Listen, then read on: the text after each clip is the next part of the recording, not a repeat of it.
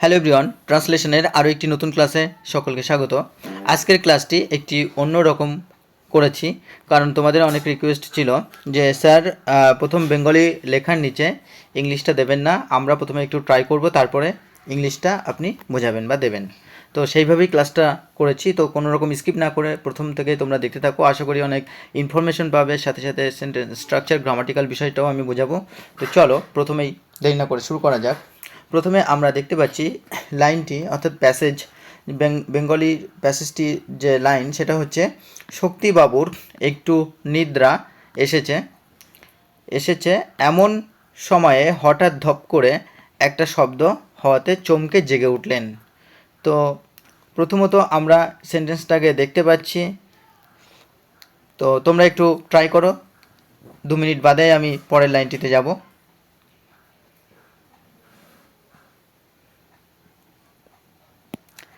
তো চলো আমরা পরের লাইনটিতে যাই, অর্থাৎ ওই লাইনটিতেই আমরা যাচ্ছি। এবার কী হবে, যে শক্তিবাবুর একটু নিদ্রা এসেছে এমন সময়ে হঠাৎ ধপ করে একটা শব্দ হওয়াতে চমকে জেগে উঠলেন। তো উঠলেন কথাটা কিন্তু আমরা দেখে বুঝতে পারবো এটা হচ্ছে সিম্পল পাস্ট টেন্সে আছে। তো সিম্পল পাস্ট টেন্সের গঠন তোমরা কম বেশি প্রত্যেকেই জানো, তবুও আমি একবার সংক্ষেপে দেখিয়ে দিই। সাবজেক্ট ভার্বের টু অর্থাৎ ভি2, অবজেক্ট রিমেনিং। তো সেইভাবে আমরা এখানে প্রথমে দেখব যে শক্তিবাবুর একটু নিদ্রা এসেছে অর্থাৎ এসেছিল। তো আমরা বলবো যে যখন শক্তিবাবুর একটু নিদ্রা এসেছিল এমন সময়ে হঠাৎ ধপ করে একটা শব্দ হওয়াতে চমকে জেগে উঠলেন। তাহলে লিখব জাস্ট হোয়েন, অর্থাৎ এটাকে আমরা কমপ্লেক্স সেন্টেন্স করব, যেহেতু এখানে কমা আছে তো আমাদের কমপ্লেক্স সেন্টেন্সে লিখতে হবে। জাস্ট হোয়েন, ঠিক যখনই শক্তিবাবু ওয়াজ ফিলিং সাম স্লিপ, শক্তিবাবু একটু ঘুম অনুভব করছিলেন। তো একটু নিদ্রা বলতে একটু ঘুম অনুভব করছিলেন, তো ওয়াজ ফিলিং অর্থাৎ ঘুম অনুভব করছিলেন। তো এটাকে কিন্তু আমরা কি পাস্ট কন্টিনিউয়াস টেন্সে রেখেছি, পাস্ট কন্টিনিউয়াস টেন্স। কারণ কি এখানে কিন্তু কোনো কাজ অতীতে ঘটনা যেটা চলছে বা চলছিল তেমন ঘটনাকে বোঝানো হয়েছে, এর জন্য আমরা ওয়াজ ফিলিং করেছি। তো কি সাম স্লিপ অর্থাৎ একটু নিদ্রা, দেয়ার ওয়াজ এ সাডেন থার্ড, তো এখানে আবার কিন্তু সাবজেক্ট নেই, তো সেই কারণে আমরা দেয়ার দিয়ে শুরু করেছি, কারণ আমরা জানি সাবজেক্ট না থাকলে সেখানে আমরা স্থান বোঝাতে বা কোনো সময়কে বা কোনো ঘটনাকে বর্ণনা করতে আমরা দেয়ার দিয়ে শুরু করি। তো কি দেয়ার ওয়াজ এ সাডেন থার্ড, অর্থাৎ একটা হঠাৎ, সাডেন হচ্ছে হঠাৎ, থার্ড বা ধপ করে শব্দ হলো, অ্যান্ড হি ওক আপ, এবং তিনি জেগে উঠলেন, উইথ এ স্টার্ট অর্থাৎ একটু চমকে, উইথ এ স্টার্ট একটু চমকে। তো এখানে আমরা এই সেন্টেন্সটাকে অন্যভাবে লিখতে পারি যে জাস্ট হোয়েন শক্তিবাবু ওয়াজ কি ফিলিংয়ের জায়গায় আমরা কিন্তু লিখতে পারি গেটিং সাম স্লিপ, অর্থাৎ কিছুটা ঘুম যখন তিনি অনুভব করছিলেন, কি দেয়ার ওয়াজ এ সাডেন থার্ড, বা সাডেনটাকে কিন্তু আমরা বলতে পারি যে অ্যাব্রাপ্ট থার্ড অর্থাৎ আকস্মিক, বা আমরা বলতে পারি আনএক্সপেক্টেড থার্ড, অর্থাৎ আকস্মিক শব্দ বা হঠাৎ শব্দ তিনি শুনতে পেলেন। অ্যান্ড ওক আপ হচ্ছে জেগে ওঠা বা উঠেছিল, তো ওয়েক আপ হচ্ছে জেগে ওঠা, এবং তার সেকেন্ড ফর্ম হচ্ছে কি ওক আপ হচ্ছে জেগে উঠেছিল। তো আমরা কিন্তু এটাকে রাউস্টও বলতে পারি। তো রাউস্ট অর্থাৎ হি রাউস্ট, তিনি জেগে উঠেছিলেন, উইথ এ স্টার্ট, বা আমরা স্টার্টের পরিবর্তে কিন্তু আমরা স্টার্টেলও বলতে পারি, স্টার্টেল একটু ভয়ে জেগে উঠেছিলেন বা চমকে জেগে উঠেছিলেন, স্টার্টেল বলতে পারি। তো স্টার্টেল বা ফ্লিঞ্চও বলতে পারি আমরা, ফ্লিঞ্চ। তো তোমরা কিন্তু এই সমস্ত ওয়ার্ডগুলো লিখে নিও, যে সমস্ত ওয়ার্ডগুলো আমি লিখছি, তো এগুলো কিন্তু খুবই ইম্পর্টেন্ট, এই ওয়ার্ডগুলো জানা অবশ্যই তোমাদের প্রয়োজন। যারা ট্রান্সলেশনে দক্ষ হতে চাও তাদের কিন্তু ভেরি ভেরি ইম্পর্টেন্ট এই সমস্ত ওয়ার্ডগুলি। তো চলো পরের বাক্যটি আমরা শুরু করি। তোমরা কিন্তু এই ধরনের বড় বড় সেন্টেন্স থেকে ঘাবড়ে যাবে না, দরকার হলে তোমরা ছোটো ছোটো অংশে ভাগ করে নাও, ভাগ করে নিয়ে তারপরে ট্রান্সলেশনের চেষ্টা করো, কারণ এতে কি হবে, তোমাদের সেন্টেন্স ভুল হওয়ার সম্ভাবনা খুবই কম থাকবে এবং অ্যাকিউরেট হবে, খুব শীঘ্রই অ্যাকুরেট হবে এবং তাড়াতাড়ি তোমরা করতে পারবে সেন্টেন্সগুলোর ট্রান্সলেশন। চলো পরের বাক্যটি আমরা দেখি। পরের বাক্যটিতে আছে কি দেখলেন বলতে এখানে তিনি দেখলেন, তিনি কথাটি কিন্তু এখানে আমরা দেখতে পাচ্ছি না, তাহলে কি বলবে, যে তিনি দেখলেন কখন বাঁধন আলগা হয়ে আক্রম নিচে পড়ে গেছে, অর্থাৎ নিচে পড়ে গেছিল, কি বলবো, গেছিল। নিচে পড়ে গেছিলো, কারণ কি এখানে দেখলেন আছে, দেখলেন থেকে আমরা বুঝতে পারছি এখানে কিন্তু সিম্পল পাস্ট টেন্স হবে। তো তোমরা প্রথমে এটা করার চেষ্টা করো এবং তারপরে আমরা বুঝিয়ে দিচ্ছি। তো চলো আমরা এই সেন্টেন্সটাকে কীভাবে লিখব, তাহলে কি বলবো, তিনি দেখলেন, তিনি দেখলেন। তাহলে কি তিনি দেখলেন, অর্থাৎ হি স, তিনি দেখলেন কখন, কখন বলতে when Akram had fell down, Akram পড়ে গিয়েছিল, কি being the knot loose, being the knot loose অর্থাৎ যে বাঁধন, বা আমরা বলতে পারি বাইন্ডিং, বাইন্ডিং বাঁধন। তো বাঁধন কখন আগলা হয়ে, বিইং দ্য বাইন্ডিং কি লুজ আলগা হয়ে কখন পড়ে গিয়েছিল সেটা কিন্তু আমরা, বা হি স তিনি দেখলেন, when Akram had fell down, being the knot বা বিইং দ্য বাইন্ডিং লুজ অর্থাৎ বাঁধন কখন আলগা হয়ে নিচে পড়ে গেছিলেন, তো সেটা যখন দেখলেন তিনি। এখানে কিন্তু আমরা হ্যাড কেন ব্যবহার করলাম, তো আমরা জানি পাস্ট টেন্সের দুটো যখন ঘটনাকে বর্ণনা করা হয় পাস্ট টেন্সের, তখন যে কাজটা আগে হয় সেখানে কিন্তু আমরা পাস্ট পারফেক্ট টেন্স ব্যবহার করি, পাস্ট পারফেক্ট টেন্স ব্যবহার করি। তারপরে আমরা যেটা লিখি সেটা হচ্ছে সিম্পল পাস্ট টেন্সে লিখি। তো এখানে কিন্তু আকরম কি আগে পড়ে গেছিলেন, আকরম আগে পড়ে গেছিলেন, তো সেই কারণে কিন্তু আমরা এই কাজটাকে আমরা পাস্ট পারফেক্ট টেন্সে লিখেছি। এবং তারপরে দেখেছিল কি হি স, তারপরে শক্তিবাবু দেখেছিলেন, সেটাকে আমরা সিম্পল পাস্ট টেন্সে রেখেছি। তো সেইভাবে লেখা হয়েছে। তো চলো আমরা পরের বাক্যটি লক্ষ্য করি। পরের বাক্যটি হচ্ছে শক্তিনাথ তাকে দেখতে তাড়াতাড়ি নেমে এলেন। তাহলে এই বাক্যটি আমরা কেমনভাবে লিখব তোমরা একটু চেষ্টা করো। তো চলো এই বাক্যটি কীভাবে লিখতে হবে দেখিয়ে দিই। এই বাক্যটি লিখতে হবে যে শক্তিনাথ তাকে দেখতে পেলেন, কি শক্তিনাথ তাকে দেখতে পেয়েছিলেন এবং তাড়াতাড়ি নেমে এলেন, এইভাবে আমরা লিখতে পারি। বা আমরা বলতে পারি যে শক্তিনাথ তাড়াতাড়ি নেমে এলেন কি তাকে দেখতে পেয়ে, শক্তিনাথ তাড়াতাড়ি নেমে এলেন তাকে দেখতে পেয়ে। তো তাড়াতাড়ি নেমে এলেন তাকে দেখতে পেয়ে আমরা কিন্তু এই ভার্বটাকে সাবজেক্টের পরে বসিয়ে দেবো এবং তারপরে কি তাড়াতাড়ি লিখব এবং দেখতে পেয়ে। তো কিভাবে লিখব চলো, সাবজেক্ট হচ্ছে শক্তিনাথ, লিখলাম শক্তিনাথ গট ডাউন অর্থাৎ নেমে এলেন, শক্তিনাথ নেমে এলেন কি হারিডলি মানে তাড়াতাড়ি, তাড়াতাড়ি নেমে এলেন টু সি হিম তাকে দেখতে পেয়ে। তো এখানে টু প্লাস ভি অন ব্যবহার করা হয়, ইনফিনিটিভ করা হয়, তাহলে দেখতে পেয়ে টু সি তাকে দেখতে পেয়ে, হিম তাকে। তো এখানে কিন্তু আমরা গট ডাউন এর প্রেজেন্ট ফর্ম হচ্ছে গেট ডাউন মানে নেমে পড়া। তো গেট ডাউনের আমরা আর কী লিখতে পারি, আমরা কিন্তু এটাকে ডিসেন্ডেডও লিখতে পারি, ডিসেন্ডেড অর্থাৎ নেমে পড়েছিলেন। বা আমরা এটাকে কিন্তু অ্যালাইটেডও লিখতে পারি, অ্যালাইটেড অর্থাৎ নেমে পড়েছিলেন। বা এটাকে কিন্তু আমরা ওয়েন্ট ডাউনও লিখতে পারি, নেমে পড়েছিলেন। তো সমস্ত ওয়ার্ডগুলি তোমরা লিখে নেবে।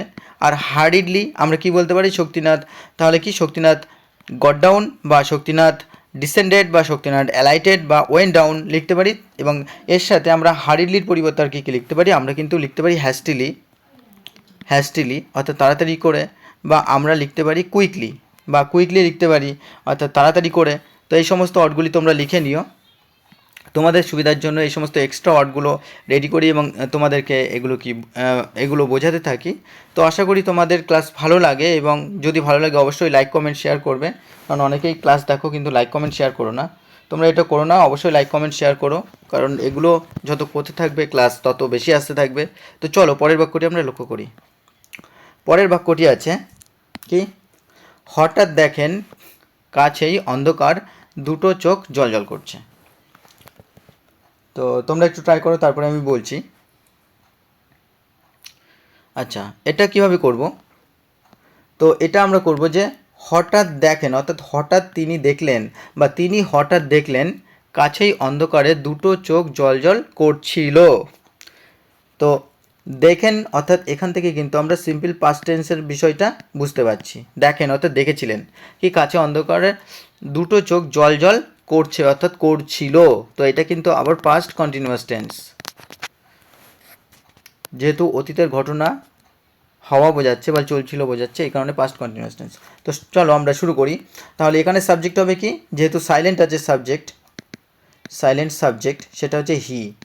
তাহলে কি, হি সাডেনলি স, তিনি হঠাৎ দেখলেন, তিনি হঠাৎ দেখলেন, টু আইস ওয়্যার গ্লিটারিং, দুটো চোখ জল করছিল, কি ইন দ্য ডার্কনেস, অর্থাৎ অন্ধকারে, নিয়ার বাই, কাছেই।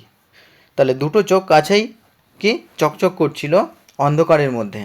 তো এইভাবেও আমরা, যদিও এখানে এইভাবে লেখা আছে কিন্তু সেটা আমাদের সাবজেক্ট, ভার্ব এবং বাদবাকি রিমেনিংটাকে আমাদের আইডেন্টিফাই করে এবং সেইভাবে লিখতে হবে। তো এখানে সাবজেক্ট করেছি টু আইস ওয়্যার গ্লিটারিং, চকচক করছিল বা জলঝল করছিল, ইন দ্য ডার্কনেস, অন্ধকারে, নিয়ার বাই, কাছেই। তো এখানে আমরা কয়েকটি ওয়ার্ড দেখে নেব। সে ওয়ার্ডগুলি হচ্ছে, প্রথমে আমরা এখানে দেখে নেব যে সাডেনলি আমরা বলতে পারি অ্যাব্রাপ্টলি, অর্থাৎ আকস্মিকভাবে আমরা বলতে পারি সাডেনলিকে, বা আমরা এটাকে বলতে পারি অ্যাক্সিডেন্টালি, অর্থাৎ আকস্মিকভাবে, বা আমরা এটাকে বলতে পারি আনএক্সপেক্টেডলি, অর্থাৎ আকস্মিকভাবে। আর গ্লিটারিং আমরা কি বলতে পারি, গ্লিটারিংকে কিন্তু আমরা বলতে পারি শাইনিং বলতে পারি, বা আমরা কিন্তু এটা গ্লেজিং বলতে পারি, বা আমরা কিন্তু এটা ব্লেজিং বলতে পারি, অর্থাৎ চকচক করা। তো এই সমস্ত ওয়ার্ডগুলি কিন্তু আমাদের লিখে নিতে হবে, কারণ এই সমস্ত ওয়ার্ডগুলি আমাদের পরবর্তীতে কাজে লাগবে। আর ডার্কনেসকে আমরা কিন্তু ডার্কও লিখতে পারি, ডার্ক, বা আমরা কিন্তু গ্লুমও লিখতে পারি, বা আমরা এটাকে কিন্তু নাইটও বলতে পারি। তো সমস্ত ওয়ার্ড তোমাদের জেনে রাখা ভালো, এবং সাথে সাথে তোমাদের এগুলো লিখে নিতে হবে তোমাদের দরকারে। আর নিয়ার বাই হচ্ছে কাছে। তো চলো পরের বাক্যটি আমরা লক্ষ্য করি। কি সর্বনাশ, এ তো বাঘের চোখ। তো প্রথমে তোমরা একটু ট্রাই করো, তারপরে কিভাবে হবে আমি বলছি। চলো, তো এটা আমরা লিখব যে কি সর্বনাশ, এ তো বাঘের চোখ। তো কি সর্বনাশ, এখানে কিন্তু আমরা কি বিস্ময়বোধক চিহ্ন দেখতে পাচ্ছি, বিস্ময়বোধক চিহ্ন। তো বিস্ময়বোধক চিহ্ন থাকার কারণে এটাকে আমরা কি এক্সক্লেমেটরি সেন্টেন্স করব। আর তারপরে এ তো বাঘের চোখ, অর্থাৎ এটা জাস্ট সেন্টেন্সটাকে বলার ভঙ্গি প্রকাশ করার জন্য এ তো বাঘের চোখ বলা হয়েছে। তো আমরা বলবো এটা তো বাঘের চোখ, বা এটা হয় বাঘের চোখ। তাহলে কি সর্বনাশ, এটাকে আমরা বলবো যে হোয়াট এ ক্যাটাস্ট্রফি, কি সর্বনাশ। তাহলে কি বললাম, হোয়াট এ ক্যাটাস্ট্রফি, বা আমরা এটাকে বলতে পারি যে হোয়াট এ ডিজাস্টার, অর্থাৎ কি সর্বনাশ, বা আমরা এটাকে বলতে পারি কি হোয়াট এ ডুম, কি সর্বনাশ। তো এগুলোর পরে কিন্তু আমাদের সব এক্সক্লেমেটরি সাইন দিতে হবে। আর তারপরে যে এ তো বাঘের চোখ, অর্থাৎ বলবো এটা হয় বাঘের চোখ, কারণ এখানে যেভাবে লেখা আছে সেটা জাস্ট মনের যে ভাব সেটাকে প্রকাশ করার জন্য এইভাবে প্রকাশ করা হয়েছে, অর্থাৎ যে বাক্যের গভীরতা, অবস্থার যে গভীরতা সেটা বোঝানোর জন্য ব্যবহার করা হয়েছে। তাহলে আমরা বলবো কি, this is the I of the tiger, এটা হলো বাঘের চোখ, বা এটা তো বাঘের চোখ, বা এটা হয় বাঘের চোখ। তো চলো আমরা পরের বাক্যটি লক্ষ্য করি। বন্দুক তোলার সময় নেই। তো তোমরা ট্রাই করো। চলো পরের বাক্যটি, এই বাক্যটি দেখাই কিভাবে করতে হবে।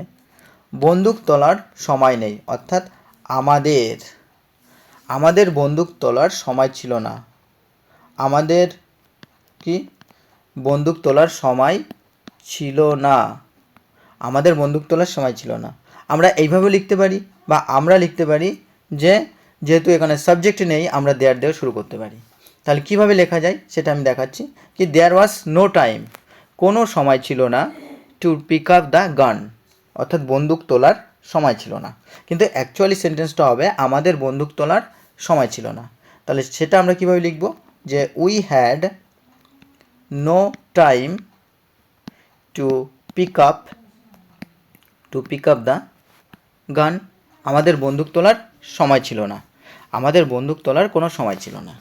তো আমরা দুভাবে লিখতে পারবো, তোমাদের যেটা সুবিধা হবে বুঝতে তোমরা সেটাই লিখতে পারো, দুটোই কারেক্ট, এটাও কারেক্ট এটাও কারেক্ট। তো যেটা তোমাদের সুবিধা হবে সেইভাবে তোমরা লিখবে। তো এখানে আমরা এটাকে এইভাবে বলতে পারি যে we had no time to raise the gun, to lift the gun. তো আমি লিখে দিই এখানে, তোমরা রেইজও বলতে পারো, রেইজ দ্য গান, বা তোমরা লিফটও বলতে পারো, লিফট দ্য গান।